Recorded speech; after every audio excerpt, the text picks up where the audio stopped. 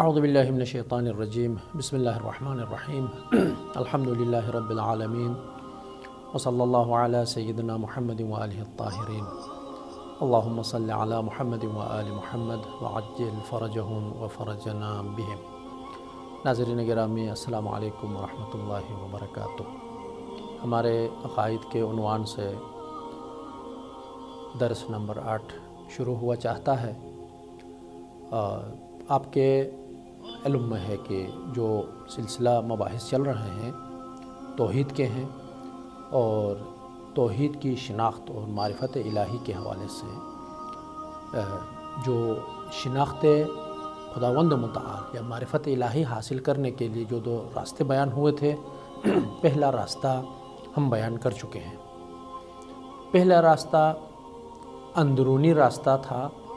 کہ انسان جب اپنے وجود کی گہرائی کی طرف تفکر اور تدبر کے ساتھ نگاہ کرے گا تو اللہ تعالیٰ کی نشانیاں خود انسان کے وجود میں ہی نظر آئیں گی۔ بیرونی راستے کے بارے میں ہم بحث کر رہے تھے، اور بیرونی راستہ سے مراد انسان جب اپنے وجود کی اس مملکت اور اس ملک سے جب نکل کے عالم کائنات میں اور اس کائنات کے مختلف حصوں کی طرف جب وہ نگاہ ڈالتا ہے، وہاں پر بھی اللہ تعالیٰ کی نشانیاں اس کو نظر آتی ہیں۔ اللہ تعالیٰ نے اس حقیقت کی طرف اشارہ فرمایا ہے، بلکہ صراحت سے اللہ تعالیٰ نے فرمایا ہے سنوریہم فی آیاتنا، سنوریہم آیاتنا فی الآفاق وفی انفسہم حتی یتبین لہم انہ الحق، یعنی ہم بہت ہی جلد اپنی نشانیاں آفاق اور اس عالم میں اور کائنات میں بھی ہم دکھا دیں گے، وفی انفسہم، ان خود لوگوں کے اس ذات، ان کی جان اور ان کے نفس میں بھی ہم ان کو دکھا دیں گے، حتی یتبین لہم انہ الحق، یہاں تک کہ ان کو یہ آگاہ ہو، ان کے لیے یہ یقین حاصل ہو، اطمینان حاصل ہو کہ رب ذوالجلال والاکرام ہی در واقع حق اور حقیقت ہے، اور اللہ تعالیٰ اس چیز کو جانتا ہے اور آگاہ ہے۔ گزشتہ درس میں ہم نے اس حقیقت کو بالخصوص اندرونی جو راستہ ہے، اللہ تعالیٰ نے اس آیت شریفہ میں جو فرمایا ہے کہ وفی انفسہم، یعنی انسان کے ذاتوں میں ہی ہم نے یہ حقیقت رکھ دی ہے تاکہ وہ لوگ سمجھ جائیں، اس حقیقت کی طرف ہم اشارہ کر چکے ہیں۔ اب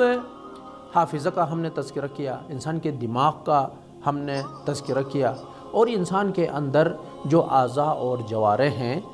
جو ہر عضو اپنی جگہ بہترین کردار دکھا دیتا ہے۔ یقیناً جب تک کوئی بہت ہی عظیم قدرت کا ہاتھ نہ ہو، یہ خود بخود ایسا کردار اور ایسا فعل اور ایسے اعمال اور ایسے افعال کا انجام پانا ممکن نہیں ہے۔ یقیناً ایک ذات کے ہاتھ میں، وہ ذات باری تعالیٰ اور اللہ تعالیٰ کی قدرت ہے۔ یہاں پر فی الآفاق اللہ تعالیٰ نے جو فرمایا ہے کہ ہم کائنات میں بھی انسان کو اپنی نشانیاں ہم دکھا دیں گے۔ ہم چاہتے ہیں کہ ایک اس کائنات کا ایک چھوٹا سا جو اکائی ہے، وہ اس کی طرف ہم رجوع کریں۔ اگرچہ جسمانی اعتبار سے، جسامت کے اعتبار سے وہ چیز بہت چھوٹی ہے، لیکن اس کے اندر خود ایک کائنات ہے، ایک عالم ہے اس کے اندر۔ وہ کیا ہے؟ وہ چمگادڑ ہے، اتنا چھوٹا سا پرندہ۔ جب ہم اس پرندے کی طرف نگاہ کرتے ہیں تو یہ بہت ہی چھوٹا سا پرندہ ہے، وہ دن کو پرواز نہیں کرتا، لیکن رات کی اس تاریکی میں وہ کس تیزی کے ساتھ، وہ کس اسپیڈ کے ساتھ وہ پرواز کرتا ہے۔ اور اس کی پرواز رات کی تاریکی میں آپ دیکھیں، جس طرح دن کو کوئی کبوتر یا کوئی چڑیا جس طرح ہوا سے اور اس درخت سے درخت تک وہ پرواز کرتا ہے، اور کتنے تیزی کے ساتھ دور دراز علاقوں سے ایک علاقے سے دوسرے علاقے کی طرح وہ پرواز کرتا ہے اور کوئی رکاوٹ سے وہ ٹکراتا بھی نہیں ہے۔ اسی طرح یہ چمگادڑ رات کی تاریکیوں میں در واقع تمام رکاوٹوں سے ٹکرائے بغیر وہ اپنے منزل مقصود کی طرف بہت ہی پھرتی کے ساتھ پرواز کرتا ہے۔ یقیناً اگر اس کے پاس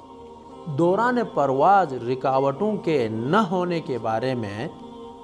تو اس کو معلوم ہے اگر کوئی رکاوٹیں ہونے کے بارے میں یا رکاوٹوں سے ٹکرانے کا یہ خدشہ اگر ہوتا تو وہ کبھی بھی اس اسپیڈ کے ساتھ وہ نہیں اڑ سکتا۔ اگر اس پرندہ کو ایک نہایت پرپیچ جگہ میں، مثلا کسی ہم ٹنل میں اس کو پرواز کا موقع دیں یا کسی غار میں اگر ہم اس کو پرواز کرنے کا موقع دیں، بلکہ مختلف رکاوٹیں اگر اس میں ہم کوئی رسیاں، ڈوریاں، اس میں کوئی کپڑے، اس میں کانٹے، خاردار سیم وغیرہ بھی اگر ہم اس غار کے اندر اس چمگادڑ کے لیے رکاوٹ کے طور پر اگر ہم رکھ دیں تو وہ بھی کسی رکاوٹ سے ٹکرائے بغیر اپنا جو پرواز ہے اور اپنا جو سفر ہے اور اپنی جو کارروائی ہے اس کو وہ انجام دے گا۔ اب یہاں پر سوال پیدا ہوتا ہے کہ اس چمگادڑ میں کون سی ایسی خصوصیت پائی جاتی ہے کہ اس خصوصیت کے ہوتے ہوئے وہ رات کی تاریکی میں اتنا چھوٹا سا پرندہ وہ بہت ہی اسپیڈ کے ساتھ، وہ بھی کسی حائل اور کسی ٹکراؤ اور کسی مانع سے ٹکرائے بغیر وہ اپنے اس مشن اور سفر کو جاری رکھتا ہے۔ تو چمگادڑ کی جو خصوصیت ہے اس کی خصوصیت در واقع ایک ریڈار کی خصوصیت جیسی ہے، یعنی ہم اگر ریڈار کی طرف ہم نگاہ ڈالیں کہ ریڈار کا کام کیا ہے، ریڈار کا کام یہ ہے کہ وہ دور دراز علاقوں میں بھی اگر کوئی چیز نظر آ جاتی ہے، کوئی پرندہ وہ آپ کی طرف آنے لگتا ہے تو وہ ریڈار اس چیز کو تشخیص دیتا ہے، وہ سمجھتا ہے کہ کون کہاں سے آ رہا ہے، کتنے اسپیڈ کے ساتھ آ رہا ہے، کون آپ کے لیے رکاوٹ بن سکتا ہے، آپ کے سامنے کون کون سی رکاوٹیں ہیں۔ یہ سب چیزوں کو ریڈار کے ذریعے سے ہم سمجھ سکتے ہیں۔ اور اس ریڈار کے اندر کچھ ایسی خصوصیات پائی جاتی ہیں کہ جس کو کہتے ہیں ماورائے صوت، یعنی جو عام آواز ہے اس سے ہٹ کر اور اس سے بڑھ کر ایک آواز آگے منعکس ہو جاتی ہے، اور اس آواز کی طاقت اور اس کا جو قد ہے اور اس کے اندر جو خصوصیات پائے جاتے ہیں، ان خصوصیات کے ذریعے سے اگلی جو رکاوٹیں ہیں وہ پتہ چل جاتی ہیں۔ اس لیے کہتے ہیں کہ ماوراء الصوت یعنی عام معمولی آواز سے بالاتر وہ آواز بیچنے والے، آواز آگے بھیجنے کے لیے جو مشینری ہے، وہ مشینریاں اگر نصب کی جائیں تو ان مشینریوں کے ذریعے سے اگر کوئی آواز کسی اور مقام کی طرف بھیج دی جائے تو انہی مشینوں کے ذریعے سے اس کو بھیج سکتے ہیں، اور آگے جو لوگ سن سکتے ہیں وہ بھی در واقع اسی خصوصی مشینری کے ذریعے سے جب آگے بھیجتے ہیں تو وہ قابل شناسائی ہے، قابل فہم ہے اور سننے کے قابل ہے۔ اسی لیے کہتے ہیں کہ اگر چمگادڑ کی آوازیں بھی آگے منعکس کرنے کے لیے اگر خاص مشینری کے ذریعے سے اگر اس کی آوازیں آگے منتشر کرنے کے لیے، آگے نشر کرنے کے لیے بندوبست کی جائے تو اس کی بہت ساری آوازیں، بلکہ ایک سیکنڈ میں کتنے 40، 50، 60 تک کی آوازیں ایک ہی سیکنڈ میں اس کی سنائی دیں گی، لیکن چونکہ اس کی آواز اتنی تیز ہے کہ وہ عام طور پر اس کو نہیں سن سکتے ہیں اور اس کو در واقع تشخیص نہیں دے سکتے ہیں۔ اور اس کی خصوصیت، ایک اور خصوصیت یہ ہے کہ یوں ہی اس سفر کے آگے، اس آواز کے آگے اور اس پرواز کے آگے جو رکاوٹیں کھڑی کر دی گئی ہیں ان رکاوٹوں کا اندازہ ہوتا ہے، اس لیے فوراً ہی وہ اپنا ری ایکشن دکھا دیتا ہے، یعنی وہ در واقع اس کی جو آواز ہے وہ آگے سے ٹکرا کے واپس آ جاتی ہے۔ مثال کے طور پر آپ کسی ٹنل میں آپ آواز دیں، اونچی آواز سے آپ پکاریں، یا کسی غار میں جب آپ اونچی آواز میں بولیں گے تو یہاں سے آپ کی آواز آگے چلی جائے گی لیکن ادھر سے واپس آئے گی، جس کو کہتے ہیں گونج اور بازگشت، یعنی کیونکہ آگے رکاوٹیں ہیں، ان رکاوٹوں سے وہ آواز واپس آ جاتی ہے۔ اب اس ریڈار میں بھی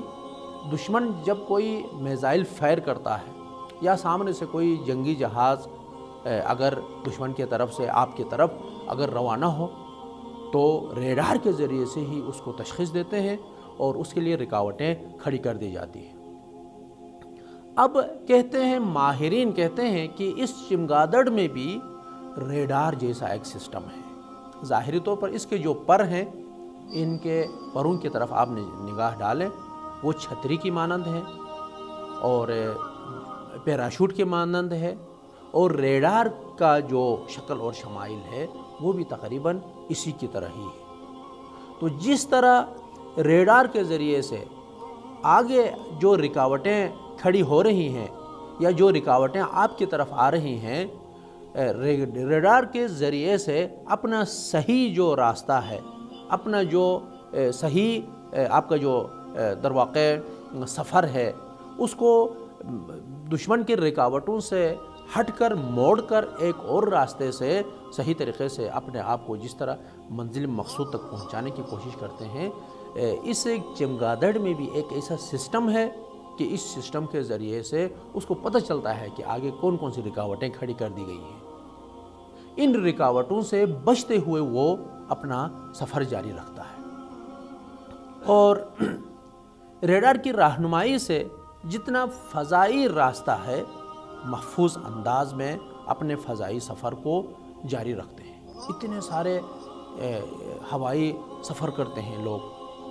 ایک ملک میں کتنے ہزاروں کے اعتبار سے جہاز گزر جاتے ہیں، جہازوں کا آنا ہوتا ہے، جانا ہوتا ہے۔ جس طرح یہاں پہ ٹریفک نظام ہے، اسی طرح آسمانوں میں بھی ایک ٹریفک نظام ہے جہازوں کے ذریعے سے۔ آگے زمین پر تو سب کچھ پتہ چل جاتا ہے، گاڑی سامنے سے نظر آ رہی ہے، سپیڈ بھی تو اتنے زیادہ نہیں ہے، لیکن جہاز کو ہم کس طرح تشخیص دیں گے؟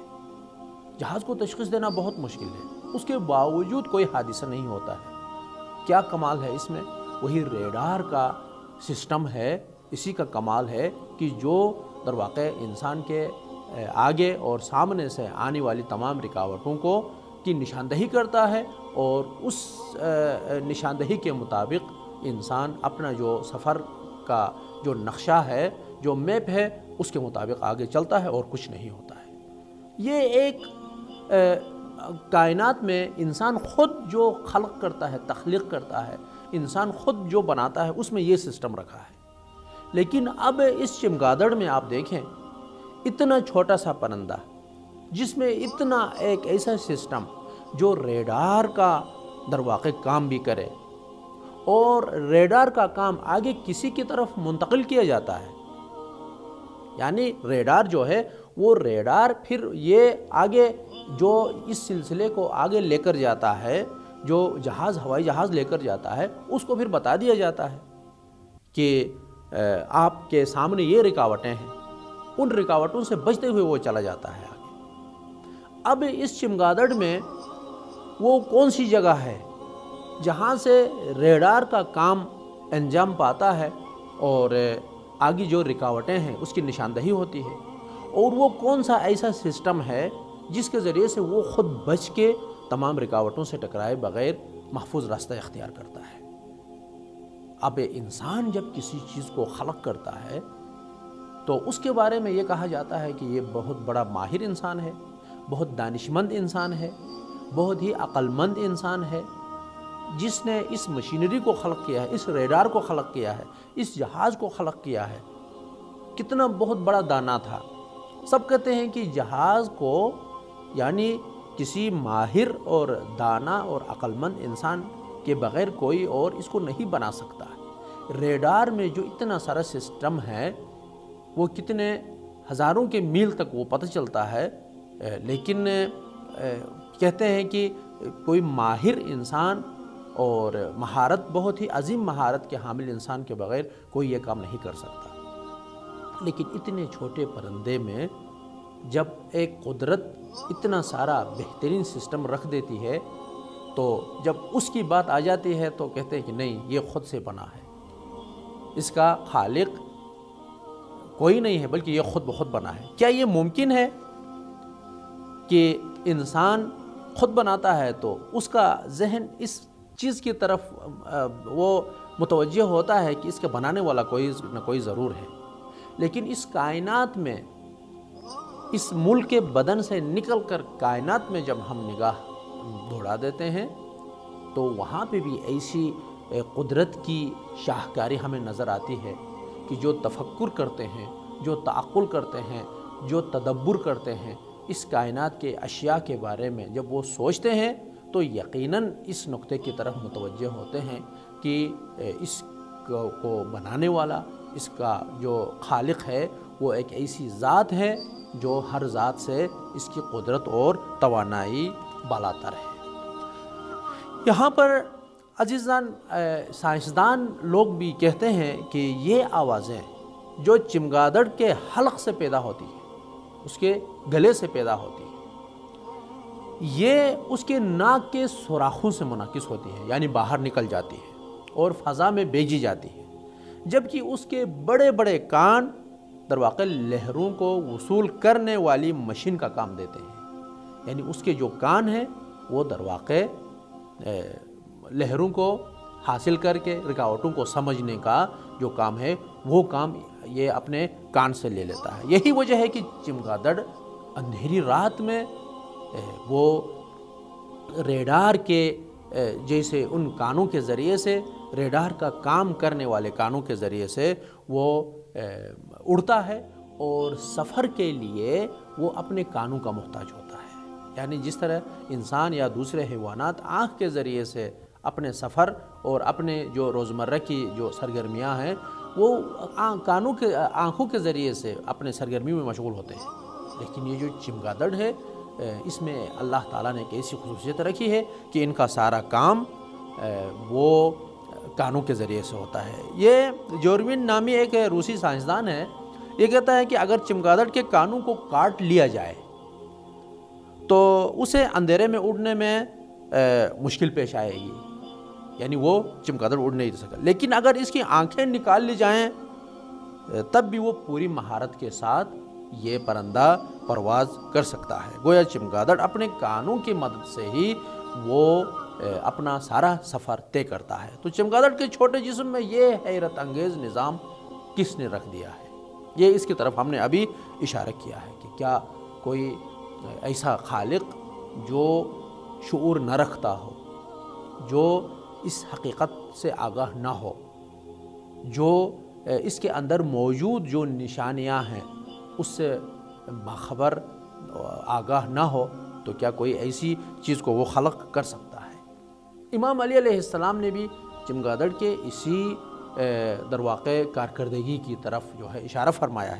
ہے کہ فلا يرد ابصارها ازداف ظلمته، یہ چمگادڑ ایک ایسا پرندہ ہے کہ رات کی تاریکیاں ان کی آنکھوں کو در واقع دیکھنے سے نہیں روک سکتی ہیں۔ آگے بڑھ کر فرما رہے ہیں کہ وَلَا تَمْنَعُ مِنَ الْمُضِيِّ فِيهِ لِغَسَقِ دُجَنَّتِهِ، فرما رہے ہیں کہ اور نہ اس کا جو گھٹا ٹوپ اندھیرے میں جو اس کا سفر ہے اس کے راہ پیمائی سے نہ روک سکتا ہے، کوئی معنی نہیں بن سکتا ہے۔ فَسُبْحَانَ الْبَارِ لِكُلِّ شَيْءٍ غَيْرَ مِثَالٍ، اور اللہ تعالیٰ کی جو ذات ہے وہ پاک ہے، وہ منزہ ہے، وہ پاک اور پاکیزہ ہے، جس نے کسی مثال، کسی ماڈل کے بغیر ہی ایک ایسی چیز کو اللہ تعالیٰ نے خلق کیا ہے۔ تو اب چمگادڑ کے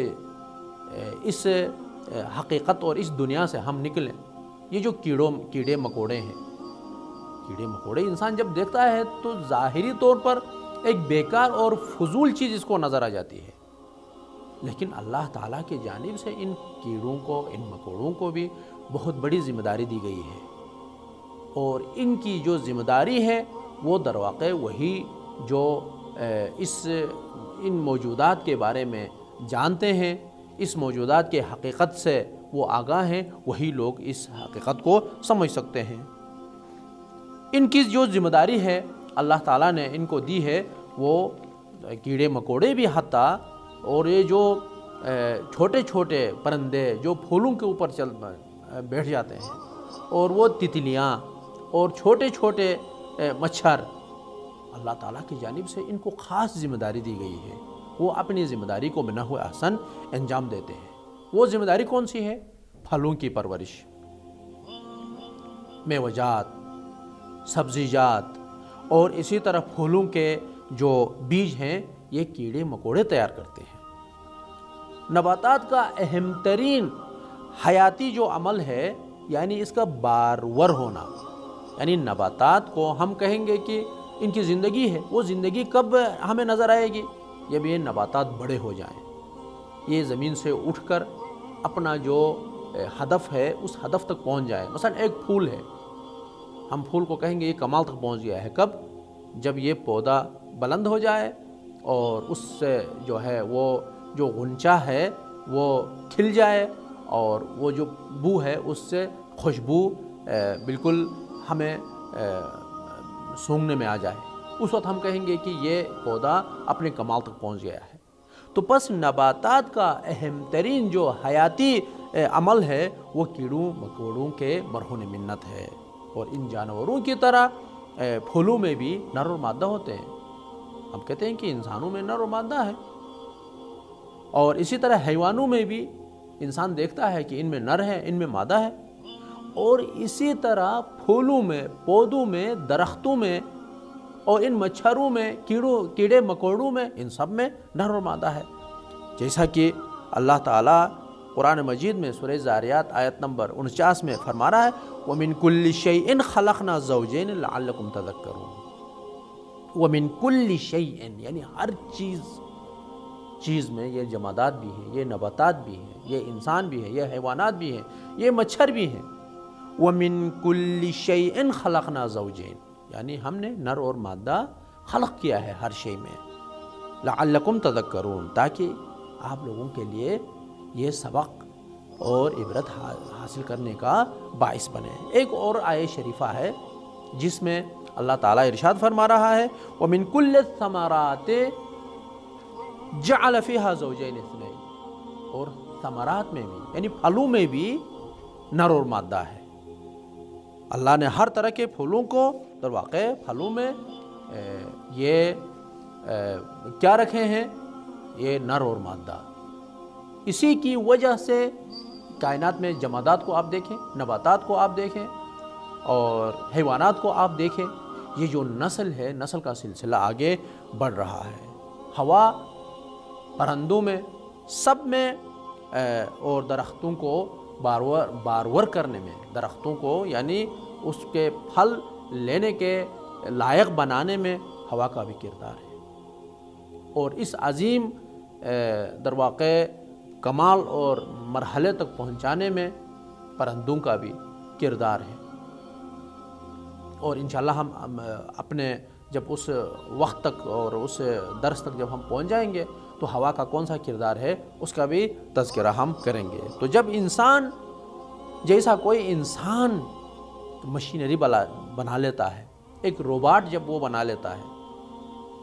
اور اس کے اندر وہ بیٹری رکھ دیتا ہے، یا بیٹری کو کسی بجلی کے ذریعے سے چارج کر کے اس کے اندر رکھ دیتا ہے، ایک ریموٹ کے ذریعے سے جب اس کو چلا لیتا ہے تو اس انسان کی شاہکاری نظر آتی ہے۔ لیکن کسی خرچے کے بغیر، کسی محنت اور زحمت کے بغیر جس ذات نے ان سب چیزوں کو بنایا ہے، لوگ اس کی طرف متوجہ نہیں ہوتے ہیں۔ لیکن جو اہل فکر، اہل تفکر اور اہل تدبر ہیں وہ اس چیز کو سمجھتے ہیں۔ اب اس چمگادڑ سے بھی ہم آتے ہیں ایک اور دنیا کی طرف، وہ مچھر ہیں۔ آپ دیکھیں مچھر کی جو ظاہری جسامت ہے وہ ہاتھی کی طرح ہے، اس کے بھی سونڈ ہے، اس کے بھی پیر ہیں، اتنا سا فرق ہے کہ اس میں پر ہیں مچھر میں۔ لیکن اللہ تعالیٰ نے یہ چیونٹی کو آپ دیکھیں، چیونٹی ایک چھوٹی سی 1 ملی میٹر 2 ملی میٹر کی ایک چیز ہے، اس سے بھی شاید چھوٹی ہو، لیکن اسی میں سر بھی ہے، اسی میں پیر بھی ہیں، اس کا نظام انہضام بھی ہے،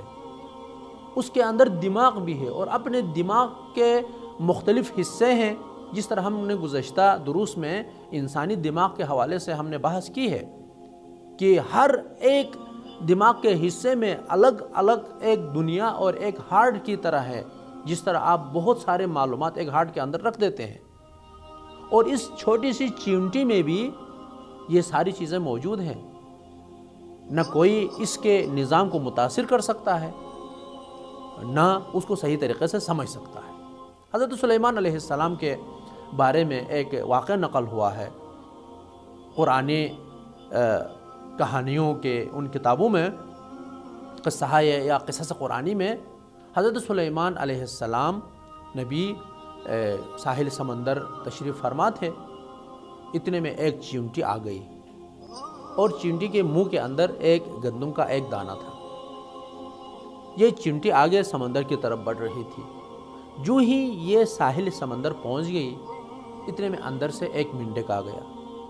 مینڈک ساحل سمندر آ کے اپنا جو منہ ہے وہ کھول دیتا ہے. یہ چیونٹی گندم کے ساتھ اندر اس کے منہ میں داخل ہو جاتی ہے. مینڈک اپنا سفر جاری رکھتا ہے. حضرت سلیمان علیہ السلام حیران ہو گئے، یہاں پر سوچنے پر مجبور ہو گئے کہ یہ کیا ماجرا تھا، یہ کون سا ایسا واقعہ تھا کہ یہ جو میں دیکھ رہا ہوں. اسی فکر اور تفکر میں حضرت سلیمان علیہ السلام تشریف فرما تھے. وہ مینڈک آ گیا، اور ساحل سمندر جو ہی مینڈک پہنچ جاتا ہے اس کے منہ سے وہ چیونٹی بھی نکل جاتی ہے، لیکن اس کے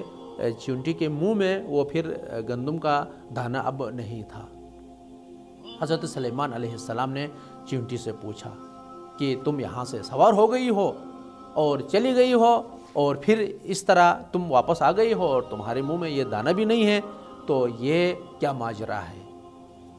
تو چیونٹی کہنے لگی کہ اس سمندر کے گہرائی میں ایک پتھر ہے، ایک خالی پتھر ہے اندر سے، اس کے اندر ایک کیڑا ہے، اور وہ کیڑا اس پتھر کے اس خول سے وہ نکل نہیں سکتا. اللہ تعالیٰ نے مجھے مامور کیا ہے کہ میں یہاں سے گندم کا یہ دانہ اٹھا لوں، اور اللہ تعالیٰ نے اس مینڈک کو بھی مامور کیا ہے کہ وقت پہ یہ ساحل سمندر آ جائے، اور جو ہی میں اس کے منہ کے اندر میں جب بیٹھ جاتی ہوں، داخل ہو جاتی ہوں، تو مجھے یہ مینڈک اسی سمندر کے گہرائی میں اس پتھر کے نزدیک پہنچا دیتا ہے، اور اسی سوراخ کے قریب مجھے پہنچا کے وہاں پہ مجھے چھوڑ دیتا ہے، اور میں یہ گندم کا جو دانہ ہے وہ میں وہاں تک پہنچا دیتا ہوں اس کو، اور پھر میں وہاں سے آ کے اس کے منہ میں بیٹھ جاتی ہوں، اور پھر میں ساحل سمندر دوبارہ میں پہنچ جاتی ہوں، اور پھر یہ گندم کا دانہ اگلے دن یا کچھ دن کے بعد میں لے کر وہاں چلی جاتی ہوں. حضرت سلیمان علیہ السلام نے پوچھا کہ کیا جب تم اس گندم کے دانے کو پہنچا دیتی ہو تو اس کیڑے سے کوئی آواز بھی سنتے ہو اور اس کا کوئی پیغام بھی ہوتا ہے؟ تو یہاں پر چیونٹی کہنے لگتی ہے کہ ہاں، میں جب یہ گندم کا دانہ اس کیڑے تک پہنچا دیتی ہوں تو وہ کیڑا بولنے لگتا ہے، یا من لا ینسانی فی جوف ہذہ الصخرہ، اے وہ ذات کہ جس نے سمندر کے اس گہرائی کے اندر جو موجود پتھر ہے، یہاں تو نے جو ہے مجھے نہیں بولا ہے، برزقی کا، یعنی رزق کے ذریعے سے تو نے مجھے نہیں بولا ہے. لا تنس عبادک المؤمنین برحمتک، اے اللہ تیرے جو بندے ہیں، مومن بندے ہیں، ان کو بھی اپنے رحمت کے ذریعے سے یاد کرنا ہے. تو یہاں پر چیونٹی اس عالم خلقت میں، اس طبیعت میں اور اس کائنات میں کتنی چھوٹی ایک شے ہے، لیکن اس کے عقل میں، اس کے دماغ میں اتنا بڑا ایک درس موجود ہے. نہ اس نے اس پر کوئی پیسہ خرچ کیا ہے، نہ کوئی مشینری استعمال کی ہے، لیکن جب اگر کسی روباٹ کو انسان بنا کے بیچ دے، ایسا کام کرے، تو اس کے لیے کتنے بڑے نمائش لگائیں گے، کتنے بڑے لوگ اس کو دیکھنے کے لیے آئیں گے. اور اس سے ماہر اور شاہکار کی تعریفیں کریں گے، اس کے لیے بڑے بڑے انعامات دیں گے۔ لیکن اللہ تعالیٰ نے ان ساری چیزوں کو بنایا ہے، بنانے کے بعد پھر بھی کہتا ہے کہ بھائی میں نے تمہارے وجود کے اندر اور کائنات میں اتنے ساری نشانیاں میں نے رکھی ہیں تاکہ تم مجھے پہچان سکو۔ اور عالم ذر میں صلب آدم میں جب تم موجود تھے اس وقت مانا بھی ہے کہ میں تیرا رب ہوں، لیکن اس کے باوجود جب دنیا میں اپنی نشانیاں تمہارے وجود کے اندر اور باہر تمہارے لیے رکھتی ہیں، اس کے باوجود مجھے کیوں نہیں پہچانتے ہیں؟ عزیزان گرامی، توحید کو ہم اپنے وجود کے ذریعے سے بھی ذات باری تعالیٰ کو ہم پہچان سکتے ہیں، اور معاشرے میں ارد گرد ہمارے نزدیک جس معاشرے میں ہم زندگی بسر کرتے ہیں، جہاں ہم جاتے ہیں، جہاں ہم دیکھتے ہیں قدرت کی نشانیاں موجود ہیں۔ صرف اتنا سا ضرور ہے کہ ہم غور کریں اور اللہ تعالیٰ کو ہم پہچانیں، اور جو معاملہ ہم اور اللہ تعالیٰ کے درمیان ہوا ہے عالم ذر میں، اس معاملے پر ہم وفا کریں اور عمل کریں انشاءاللہ۔ والسلام علیکم ورحمۃ اللہ وبرکاتہ۔